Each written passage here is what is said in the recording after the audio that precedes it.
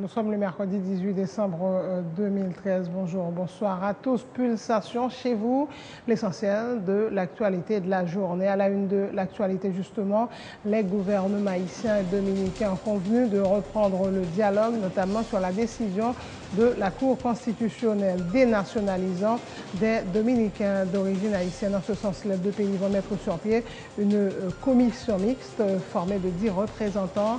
La première réunion aura lieu à Port-au-Prince le 7 janvier 2014, annonce le chancelier haïtien Pierre-Richard Casimir.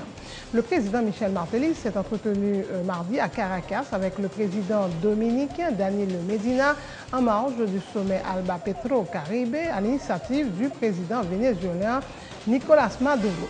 Le gouvernement encourage la population haïtienne à consommer des produits locaux autant que possible. Telle a été la réponse du ministre des Affaires étrangères ce mercredi aux journalistes qui l'interrogeaient sur l'appel au boycott des produits dominicains lancé par le collectif du 4 décembre, une association réunissant des membres de la société civile.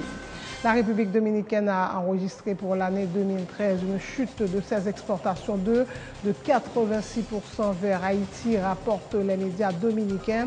À noter que pour la période allant de 2008 à 2012, Haïti a acheté 97% des exportations de la République dominicaine. Pour la deuxième fois en 8 jours, la rencontre entre le sénateur et le ministre des Affaires sociales, Charles Jean-Jacques, autour du salaire minimum n'a pu avoir lieu. Le titulaire du MAST ainsi que les membres du Conseil supérieur des salaires étaient entendus au grand corps, embrayés par leur absence. Le sénateur Stephen Irvington Benoît dénonce une forme de mépris envers l'institution parlementaire. Cependant, dans un communiqué, le ministère des Affaires sociales annonce avoir été informé du report de la rencontre par le sénateur Maxime Roumer du fait de l'absence de plusieurs membres du Grand Corps. Dans l'international, l'arrestation d'une diplomate indienne à New York suscite la colère de New Delhi qui annonce des mesures de rétorsion à l'encontre des États-Unis. Washington est dans ses petits souliers. En Égypte, le président déchu, inculpé d'espionnage, Mohamed Morsi, est accusé d'avoir divulgué des informations classées secret défense à un pays étranger en sport. L'ancien numéro 1 mondial allemand, Boris Becker, devient à 46 ans l'entraîneur principal du numéro 2 mondial, Novak Djokovic. Le joueur serbe l'a annoncé ce mercredi sur son site internet. Et voilà, mesdames et messieurs, pour le menu du journal.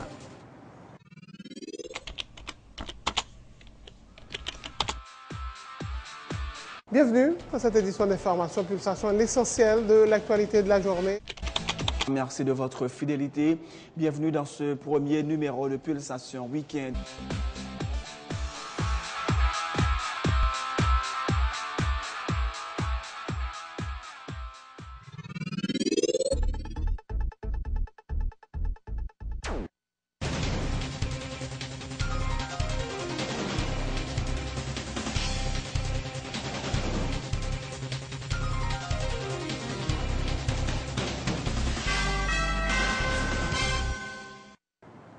Chef, bonjour, bonsoir. Les gouvernements haïtiens et dominicains ont convenu de reprendre le dialogue sur plusieurs dossiers. Telle la décision de la Cour constitutionnelle dénationalisant des Dominicains d'origine haïtienne, le commerce, la sécurité frontalière et l'environnement. Le président Michel Martelly s'est entretenu mardi à Caracas avec le président dominicain Danilo Medina en marge du sommet Alba Petro Caribe à l'initiative du président vénézuélien Nicolás Maduro. Les deux pays vont mettre sur pied une commission mixte formée de 10 représentants, dont 5 de chaque côté, dans la perspective de la reprise des discussions. La première réunion aura lieu à Port-au-Prince le 7 janvier 2014, a indiqué ce mercredi le chancelier haïtien Pierre-Richard Casimir. Haïti a toujours manifesté sa volonté de continuer avec le dialogue. Malheureusement, à un certain moment de la République dominicaine par rapport à différentes positions de nos partenaires, particulièrement la CARICOM, te prend sous question ça, ils ont décidé, ils ont rompre le dialogue là. Mais aujourd'hui, ils ont compris la nécessité de reprendre le dialogue. Nous applaudissons de tout cœur et c'est dans cet esprit que le président de la République là et Haïti qui était toujours ouvert au dialogue, a accepté le principe pour nous déchirer ensemble, pour nous dialoguer. Nous d'accord que n'a fait dialogue là, mais invité l'autre partenaire qui déjà prononcé sur question ça. Les partenaires tant que le Venezuela a quitté pays hôte et sommaire, t'es encouragé nous chiter ensemble et nous inviter le Venezuela à accompagner nous dans le processus de dialogue là. CARICOM qui Haïti, c'est pays membre CARICOM et CARICOM qui s'est prononcé sur la question aussi. L'Union européenne qui a de très bons rapports avec Haïti et aussi de très bons rapports avec la République dominicaine, nous invité l'Union européenne fait partie du processus ça. L'Organisation des Nations Unies à travers le Haut Commissariat pour les réfugiés qui s'est prononcé sur la sentence, il y a des positions très fermes sur la question, puisque Haïti est membre des Nations Unies, également la République dominicaine, nous invitons à participer dans le processus de dialogue. Nous comprenons la nécessité pour nous mieux structurer les questions. Voilà pourquoi nous décidons de chaque côté former une commission de 5 membres, 5 du côté de la République dominicaine, 5 du côté d'Haïti, pour que nous chita ensemble pour nous garder différents problèmes. Le président de la République, le Premier ministre, nous allons faire une réunion et cet après-midi, sinon demain si Dieu veut, avant la fin de la semaine, pour déterminer la composition de cette commission, mais assez ouvert parce que ce ne sera pas seulement thème des questions migratoires, de problèmes de nationalité qui gagnent en République dominicaine, mais les questions, par exemple, sur l'importation de produits en République dominicaine, sur l'exportation de produits en République dominicaine, sur les problèmes frontaliers, les problèmes de sécurité, les problèmes environnementaux. On a profité, font brasser l'idée pour nous garder ensemble comment nous aborder. S'il est certes, c'est son commission, une commission ad hoc, qui a une responsabilité pour poser problèmes conjoncturels, mais nous avons tout profité garder de manière structurelle sur le moyen et le long terme, comment nous aborder de manière commune les questions ça. Nous décidons que le 7 janvier prochain, et ces prochaines réunions, ce sera en Haïti. Les Dominicains vont venir en Haïti pour que nous puissions nous réunir autour de ces questions pour nous garder comment ensemble, dans un esprit ouvert de dialogue et de compréhension, mais assez ferme puisque positionnons pas changer sur certaines questions pour nous garder ensemble comment chaque monde a regardé comment nous avons fait yon par yon vers l'autre pour que ensemble nous aborder des questions. Le sénateur Jean-Baptiste Bien-Aimé salue la décision des autorités haïtiennes et dominicaines de revenir à la table des négociations pour tenter de résoudre la crise. Le parlementaire note toutefois que le dossier des Dominicains dépouillés de leur nationalité à cause de leur origine haïtienne n'est pas mentionné dans la note de la présidence haïtienne ni celle des autorités dominicaines. L'ancien consul d'Haïti à Dayabon dit souhaiter que les membres de la partie haïtienne de la commission mixte qui doit pencher sur la question ait une feuille de route qui soit le fruit d'une large concertation nationale. Moi, je crois que la décision, ça c'est une bonne décision pour permettre une discussion entre Haïti et République dominicaine que deux présidents initiels. Mais cependant, inquiétude bam, moi je parler de toute l'autre bagaille, moins ce problème qui gagne. Problème quantité dominicain d'origine haïtienne que yo a retiré nationalité, yo a quitté sans nationalité. Moi que gagne une note de la présidence de la République d'Haïti, bonne note de la présidence de la République dominicaine, gagne une note même du Venezuela qui parlait de ça, mais yo pas jamais parlé des problèmes qui existaient. De ce fait, je pense que tout l'État ça y a essayé peinturer bagay là l'autre façon pour vrai problème pour le pas moyen. Il est nécessaire pour que il y ait des discussions qui faites au niveau de la nation haïtienne d'avance pour conformer commission ça et cette commission capable discuter avec Dominicain pour gagner une feuille de route et une feuille de route ça c'est une feuille de route nationale, c'est tout secteur, les partis politiques, la société civile, le parlement et tout l'autre secteur qui concerne eux pour que yo même yo bay mot pa yo. C'est pas président Matéli qui avec premier ministre Laurent Lamotte qui pourra mettre deux moun ensemble avec eux, faire 5 pour aller discuter et là discuter, c'est à faire contrat, c'est à faire l'autre bagaille qu'a pour discuter. Nous voulons que le problème qui gagne c'est lui-même qui pour moyen et nous souhaitons que la commission ça ait une large concertation avant qu'elle fasse. Le gouvernement haïtien encourage la population à consommer les produits locaux autant que possible. Telle a été la réponse du ministre des Affaires étrangères ce mercredi aux journalistes qui l'interrogeaient sur l'appel au boycott des produits dominicains lancé par le collectif du 4 décembre, une association réunissant des membres de la société civile. Le ministre Pierre-Richard Casimir. Décision certains citoyens ou bien groupes organisés pour t'a dit boycotter produits qui sont dans la République dominicaine ou autre. On t'a dit de manière inverse, m'encourager tout haïtien à consommer local autant que possible, puisque nous-mêmes, comme gouvernement haïtien, tout autant que nous consommons local, c'est nous encourager l'industrie locale là pour prospérer, pour Haïti, reprendre. Mais nous sommes un pays démocratique, parce que sans monde consommer, c'est un droit qu'on gagne pour choisir qui ça ou consommer. Donc il appartient à chaque citoyen haïtien de faire choix dans la consommation. Mais maintenant, nous-mêmes comme gouvernement, nous encourager haïtiens à consommer local autant que possible. Donc son choix de citoyen, c'est pas un choix étatique par rapport à la question ça. La République dominicaine a enregistré pour l'année 2013 une chute de ses exportations de 86% vers Haïti, rapportent les médias dominicains.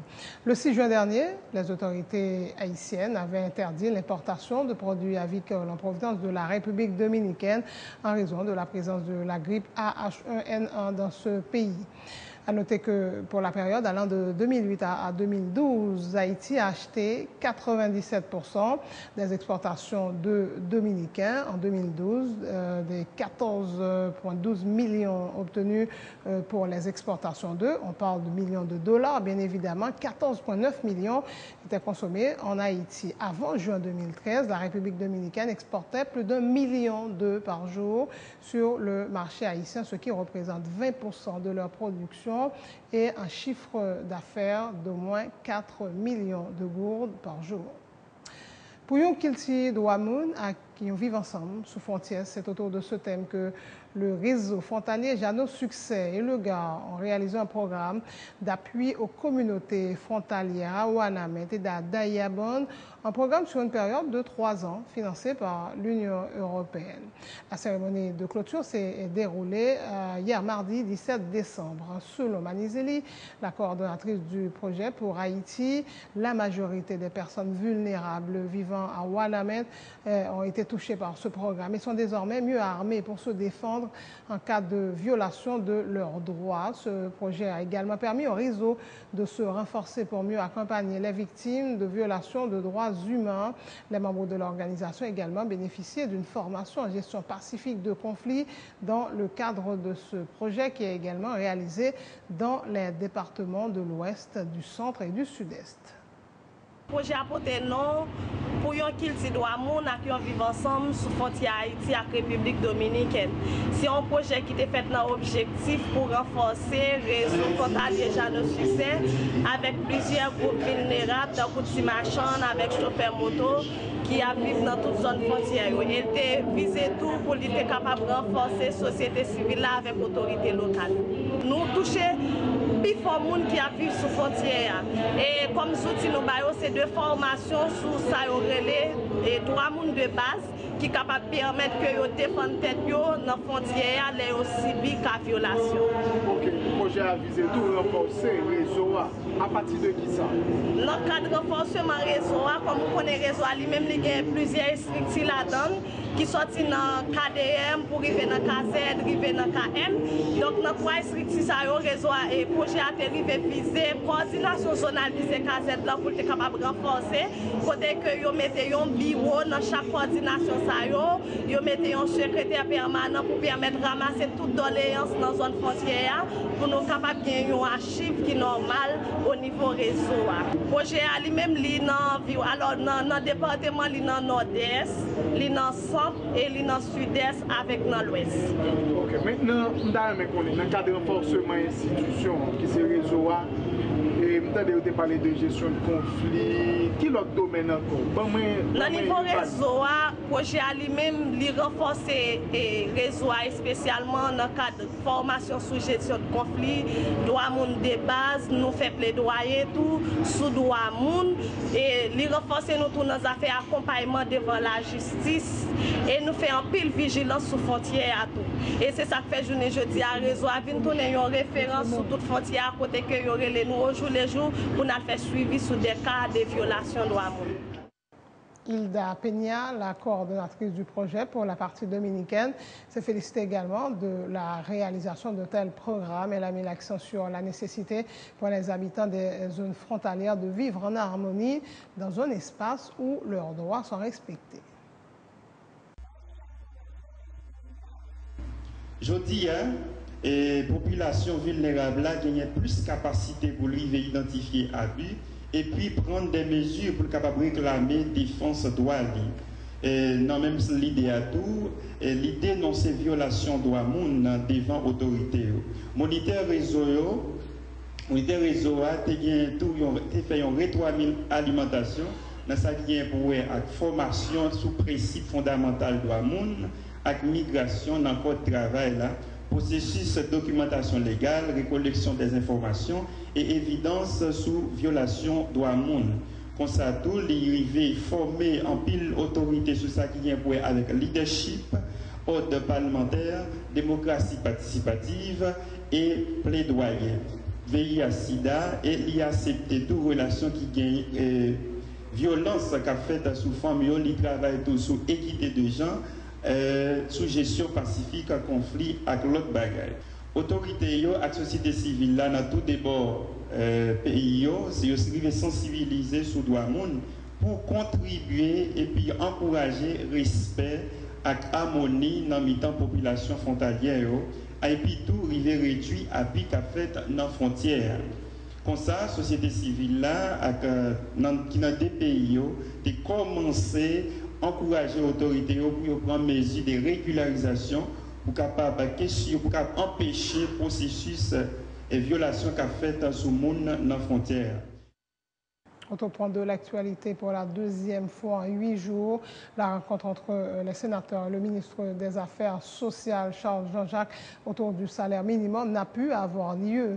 Le titulaire du MAST ainsi que les 9 membres du Conseil supérieur des salaires qui étaient attendus au Grand Corps ont brillé par leur absence. Le sénateur Steven Benoît déplore l'attitude du ministre Jean-Jacques qui, rappelle-t-il, avait sollicité la semaine dernière le report de la rencontre à ce mercredi et parle d'une forme de mépris envers l'institution parlementaire. Selon lui, le gouvernement et les membres du patronat et des membres du patronat seraient en train de manœuvrer comme en 2009 pour empêcher que les ouvriers de la sous-traitance obtiennent un salaire minimum de 300 gourdes conformément à la loi sur le salaire minimum.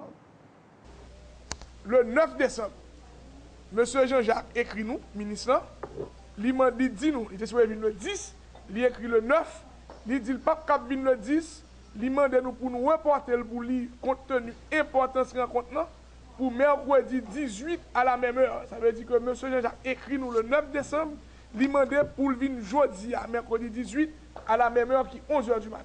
Nous là, depuis à 10h, nous-mêmes sénateurs, parce que nous avons concerté à 10h, à 11h, nous avons le ministre, je veux dire, à midi, le ministre n'a pas ni écrit, nous souhaitons vérifier la correspondance, pas aucune correspondance qui arrivait, le ministre n'a pas écrit, le ministre n'a pas mis pied, le conseiller supérieur salaire, pas mis pied. Donc, nous comprenons ce qu'on a fait là.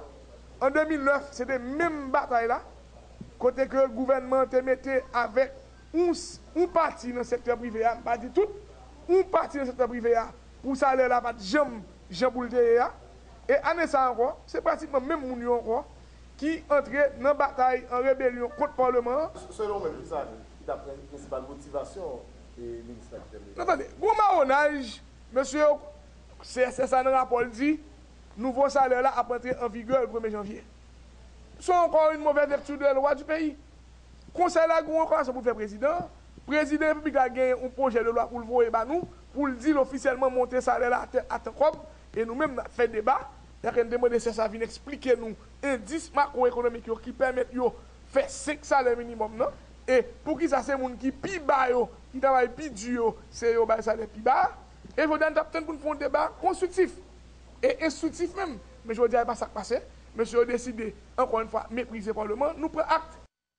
Et le président de la Commission Justice et Sécurité du Grand Corps, Pierre-Franquet Exius, déplore également l'attitude du ministre Jean-Jacques. Il parle de complot entre le gouvernement et le patronat contre les ouvriers de la sous-traitance et annonce une nouvelle convocation du ministre des Affaires sociales. Et de son côté, le sénateur John Joel Joseph est très critique vis-à-vis des responsables d'usines qui auraient licencié des ouvriers et qui avaient pris part aux manifestations de la semaine dernière et réclament leur réintégration.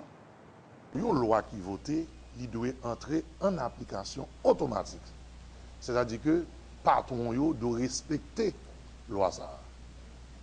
Gouvernement, président de la République, la Premier ministre, ministre des Affaires sociales, là, ils sont obligés de faire patron, c'est une obligation pour respecter une loi qui est votée par le Parlement, qui est publiée dans le journal Moniteur, et tout le monde qu'on est dans la société qui débat qui est fait sous salaire minimum en 2009. Donc, je ne peux pas comprendre aujourd'hui, non seulement les gens n'ont pas bénéficié des 300 gouttes là, et ils ont demandé augmentation. Donc ça, je pense que c'est une violation de la loi. Et je crois que nous-mêmes, rencontre ça pas fait aujourd'hui encore, nous qualifions de une forme de complot entre le gouvernement et le secteur privé, on a dit, patron yo, pour ne pas arriver à satisfaire les ouvriers, bah, aux 300 gouttes. Et nous-mêmes, dans la commission de justice, là, même les présidents de la commission affaires sociales, là, pas présents, ils ne prennent pas de responsabilité dans la main, mais nous-mêmes nous disons que nous allons faire l'autre convocation pour responsables présents, parce que nous croyons qu'il faut que la revendication passe. Nous condamnons tout une série d'ouvriers qui sont sous détention là, parce qu'ils ont participé dans une manifestation. Côté au vin devant le Parlement pour faire passer droit, pour revendiquer ça qui revient au de droit, et bien les retourner dans le travail, comme récompense, c'est révocation ou bien c'est une mise en disponibilité sans sol qui fait pour eux. Et moun sa yo, je veux dire, ils vivre sous pression. Côté matin, en pile là-dedans, pas capable de prendre la rue pour manifester, pour exiger avec l'État prendre responsabilité dans la question salaire minimum. Nous condamnons Zak Sayo, comportement lâche Sayo, que patron gagne sous ouvrier et nous exiger avec patron yo prendre responsabilité pour que moun sa yo réintégrer dans le job yo, moun sa yo pas transformer yo tant qu'un véritable esclave. C'est la fin de ce journal. Le rappel des titres. Les gouvernements haïtiens dominicains ont convenu de reprendre le dialogue, notamment sur la décision de la Cour constitutionnelle dénationalisant des Dominicains d'origine haïtienne. En ce sens, les deux pays vont mettre sur pied une commission mixte formée de 10 représentants. La première réunion aura lieu à Port-au-Prince le 7 janvier 2014, annonce le chancelier haïtien Pierre-Richard Casimir. Le président Michel Martelly s'est entretenu mardi à Caracas avec le président dominicain Danilo Medina en marge du sommet Alba Petro Caribe à l'initiative du président vénézuélien Nicolas Maduro. Le gouvernement encourage la population haïtienne à consommer les produits locaux en tant que possible. Telle a été la réponse du ministre des Affaires étrangères ce mercredi aux journalistes qui l'interrogeaient sur l'appel au boycott des produits dominicains lancé par le collectif du 4 décembre, une association réunissant des membres de la société civile. La République dominicaine a enregistré pour l'année 2013 une chute de ses exportations de 86% vers Haïti, rapportent les médias dominicains. À noter que pour la période allant de 2008 à 2012, Haïti a acheté 97% des exportations de Dominicains. Et pour la deuxième fois en 8 jours, la rencontre entre le sénateur, le ministre des Affaires sociales, Charles Jean-Jacques, autour du salaire minimum n'a pu avoir lieu. Le titulaire du MAST ainsi que les 9 membres du Conseil supérieur des salaires ont brillé par leur absence. Le sénateur Steven Irvinson Benoît dénonce une forme de mépris envers l'institution parlementaire. Cependant, dans un communiqué, le ministère des Affaires sociales annonce avoir été informé du report de la rencontre par le sénateur Maxime Roumer du fait de l'absence de plusieurs membres du Grand Corps. L'arrestation d'une diplomate indienne à New York provoque la colère de New Delhi qui annonce des mesures de rétorsion à l'encontre des États-Unis. Washington est dans ses petits souliers. En Égypte, le président déchu inculpé d'espionnage, Mohamed Morsi, est accusé d'avoir divulgué des informations classées secret défense à un pays étranger. L'ancien numéro 1 mondial allemand Boris Becker devient à 46 ans l'entraîneur principal de Novak Djokovic, le numéro 2 mondial. Le Serbe l'a annoncé ce mercredi sur son site internet. Merci de votre attention. Bonne suite de programme sur Télé Pluriel.